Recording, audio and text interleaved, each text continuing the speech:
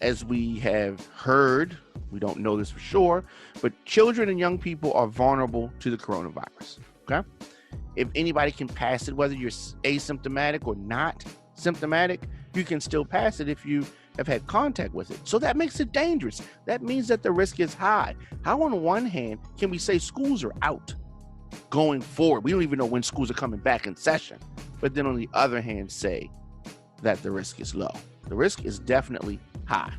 If kids or young adults can affect older adults, the risk is high. If these older adults are going to be more vulnerable, it's definitely. So as many things with this virus, they're changing by the minute. They're saying this, and this is coming from a technical lead at the World Health Organization. We do know that children tend to have more mild infection, have more mild disease, but we have seen at least one child die from this infection. But then they'll say that kids is all good for kids. It's not all good for kids. It's not all good for anybody. It's not all good for anybody. Continue with this. We can't say universally that it's mild in children. So it's important that we protect children as a vulnerable population.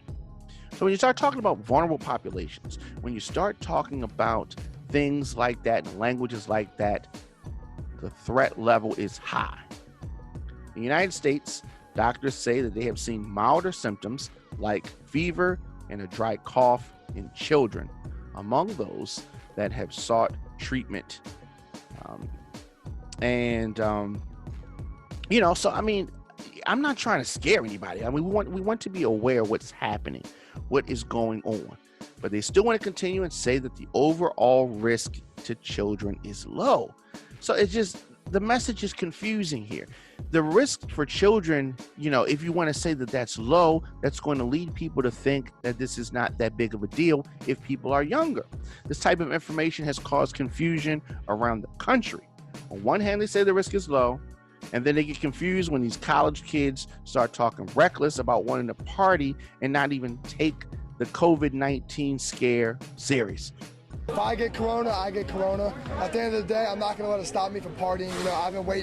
We've been waiting for Miami spring break for a while. About 2 months we've had this trip planned.